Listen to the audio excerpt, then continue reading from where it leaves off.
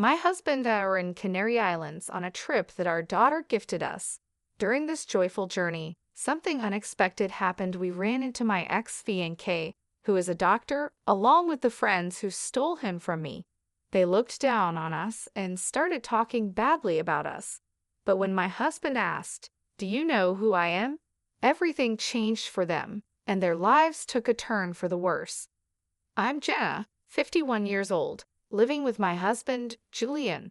Our daughter, Maud, has become independent and is busy with her work and love life.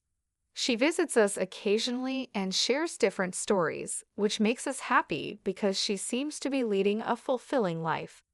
Maud is not Julian's child. Her real father passed away from illness when Maud was just 5 years old. It was a deeply sad time for us, and it took a long time to recover. However, thanks to a certain person, we were able to enjoy life again, though that same person would later betray us. 20 years ago, my husband suddenly collapsed and was rushed to the hospital for emergency care. A few months later, he passed away. At first, I couldn't accept this reality and spent my days in deep sadness, barely able to take care of Maud. Working was out of the question. My mother, who came to help from my parents' home out of concern, suggested that I see a psychiatrist. Dr. Austin, the psychiatrist who treated me, was incredibly understanding and kind. He and his father ran the clinic together, treating many patients as a two-person team. It was always busy because of the number of people needing help, but despite everything, Dr. Austin showed concern for Maud, who had suddenly lost her dad, and suggested she attend sessions with me. I was so caught up in my own problems that I didn't realize Maud was also hurting. I blamed myself, thinking I was a failure as a mom and wondering if things would be better if I weren't around. It's easy to lose sight of everything when you suddenly lose a partner you've been with for years. Dr. Austin never dismissed my feelings.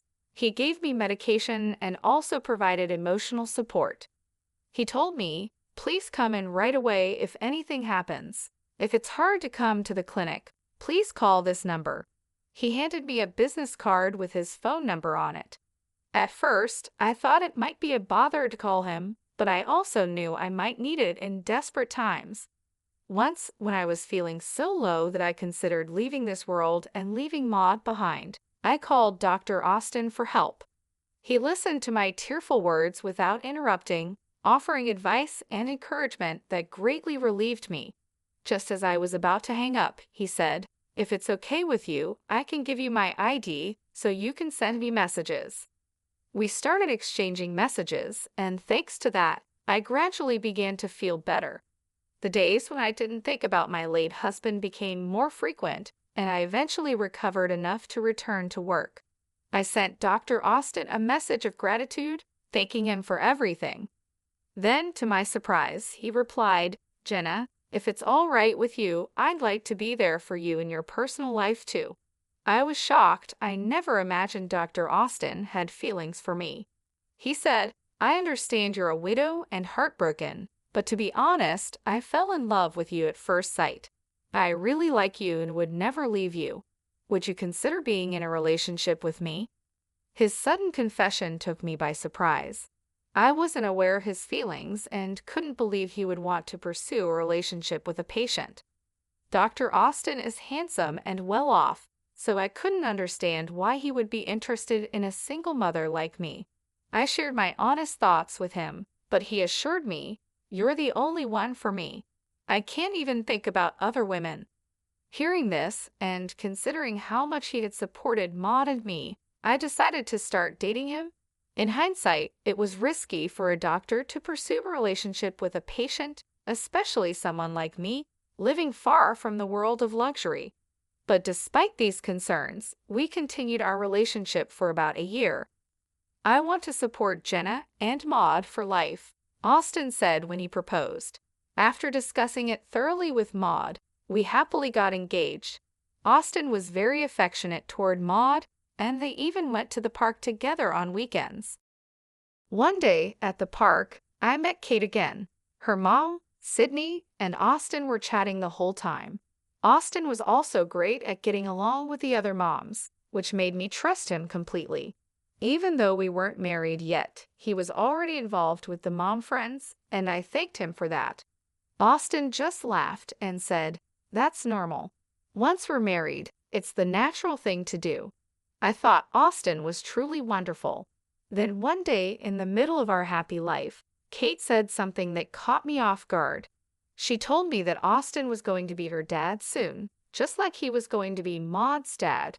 I was stunned for a moment but brushed it off, thinking it was just a child's imagination. Austin was great with kids, and I figured Kate just liked him and was pretending. So I didn't think much of it.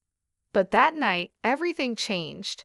Austin told me, "I'm sorry, but let's forget about the marriage." I was confused and immediately asked him why. He confessed, "Actually, I've fallen for someone else."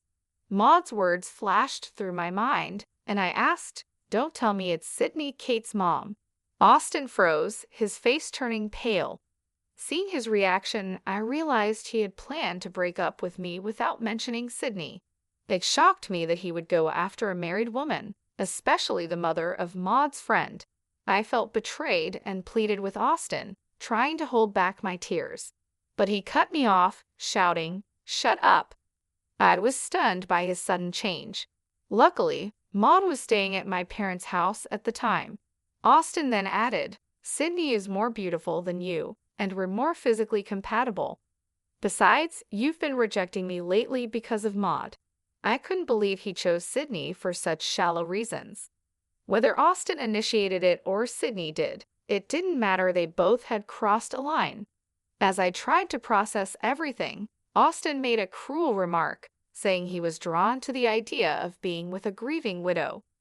"I liked the way you looked, even though your clothes and hair were a bit shabby. But it was your appearance as a widow that really attracted me. I wanted to control you." It was awful to realize that he never loved me for who I was. He continued, "I kept treating you because I didn't want another doctor to take you away. It was a mistake that you recovered so well. Maybe it's thanks to my skills as a doctor. I should have made sure you kept coming to the hospital." I was shocked and couldn't understand what he was saying. As Austin continued his hurtful words, I quickly became disillusioned with him. I had had enough and said, "Let's break up, and you'll pay compensation for breaking off the engagement." Austin looked surprised for a moment, but seemed eager to be with Sydney. "I'm a doctor, and money is no problem for me. Here, take it. With your poor appearance, you should go to a beauty salon. But since you'll be a single mother now, maybe not." And so, my relationship with the despicable Austin ended. I also demanded compensation from Sydney. She said, "Since you're a single mother, you'll need money. Fine, I'll donate this to you. In return, I'll take Austin without any hesitation. Bye, greedy poor person." I was never particularly close to Sydney, but I never imagined her character could be this bad. At this point, it seemed those two were a perfect match for each other. In fact, I even thought it was probably for the best that Sydney took Austin away. Later, I found out that Sydney got divorced, and within 3 months, both she and Austin had left town. However, since Austin's father's clinic was in the area, they likely hadn't moved far away. By the way, Kate, who was excited about Austin becoming her dad, ended up under the custody of Sydney's husband. Apparently, it was too difficult for Sydney's husband to raise Kate alone, so he also moved back to his parents' home. This news made Maud burst into tears. "I don't want Austin to leave," she cried. More than being upset about Sydney taking Austin away, I was heartbroken to see Maud cry. I had never wished for someone's misfortune before, but after everything that happened, I sincerely hoped those two would be unhappy. Now, at 51, I'm very happy.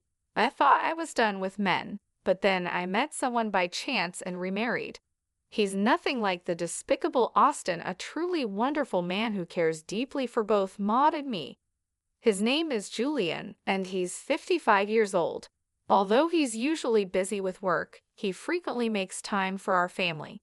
Now that Maud is independent and it's just the two of us, we're living like newlyweds. Then one day, he handed me something and said, "Here, take this and go enjoy Canary Islands." I received tickets to Canary Islands from Maud, who had gotten a bonus at work. She even booked the hotel for us. "Oh no, that's too much," I said, feeling overwhelmed. It was our first overseas trip. "Aren't you coming with us, Maud?" I asked. "It's a token of my appreciation for all you've done, so go enjoy it together," she replied. We accepted Maud's kind offer and decided to go on the trip to Canary Islands. It was our first overseas trip as a couple, and it was incredibly fun. After a long day of sightseeing, we headed back to our hotel. Suddenly, I heard a voice. "Huh, is that Jenna?" I turned towards the voice and, to my surprise, saw Austin and Sydney, the ones who had betrayed me at the same hotel we were staying in. "Who's that?" Austin asked, pointing at Julian. "He's my husband," I replied. Both of them started laughing. "You remarried, but your new man looks, I don't know, kind of poor," they said, suddenly insulting Julian. It's true that Julian isn't fussy about his appearance and rarely wears brand-name clothes. "Excuse me, but what brand is that outfit?" Austin asked in a clearly condescending tone. When Julian mentioned the name of a clothing chain store, the two of them burst into laughter. "What? You shop there? You're poorer than I thought. Unbelievable. Isn't that the store where only really broke people shop?" They mocked a person they had just met, and I was so shocked that I couldn't speak. "You seem to be struggling with money, yet you're on a trip to Canary Islands. Are you sure it's okay?"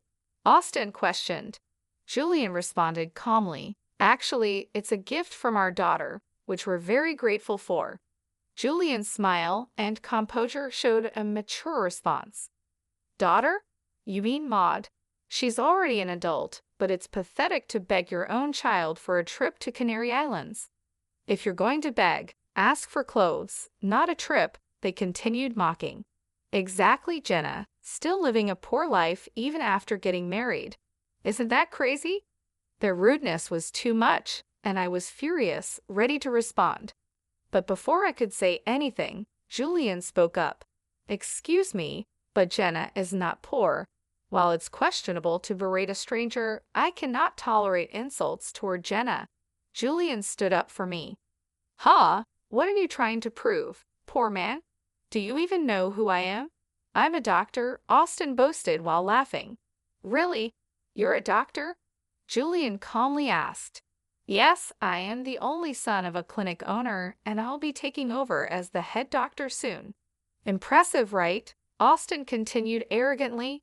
"Doctors are rich and can choose any woman they want.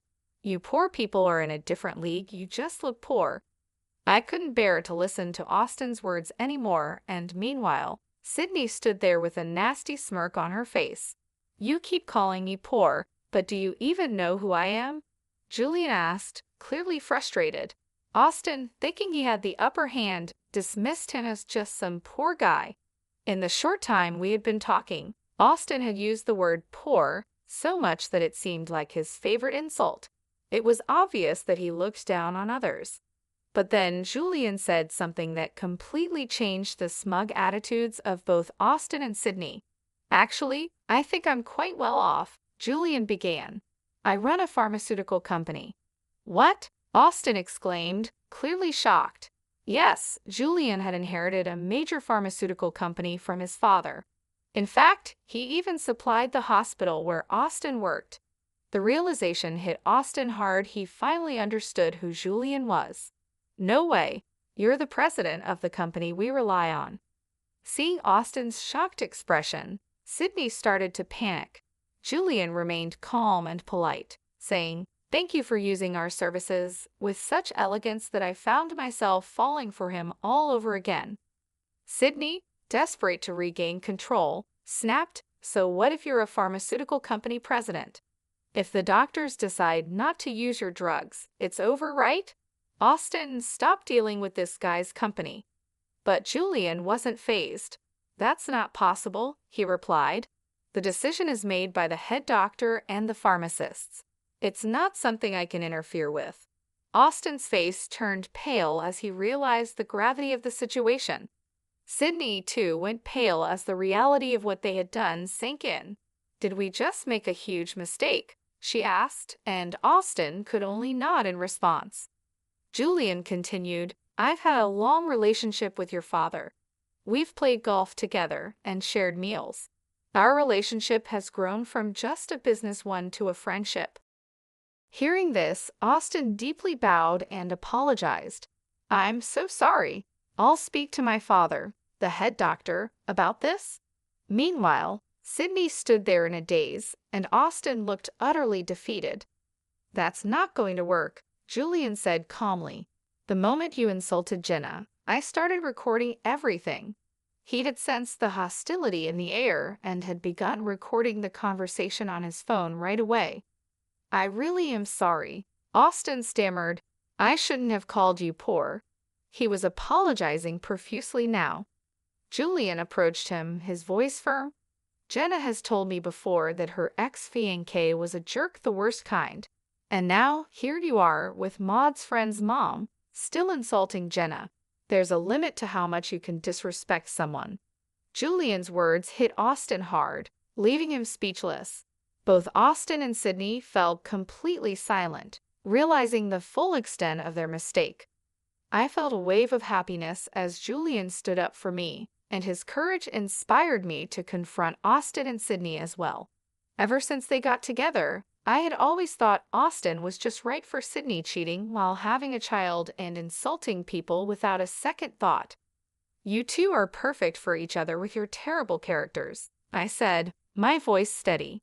"So thank you, Sydney, for taking such a lousy man off my hands."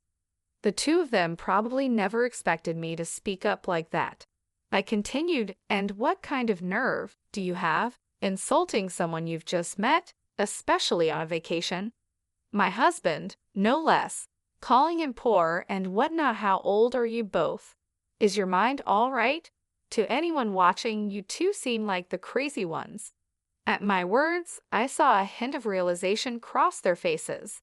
"No, we were just drunk," Sydney stammered.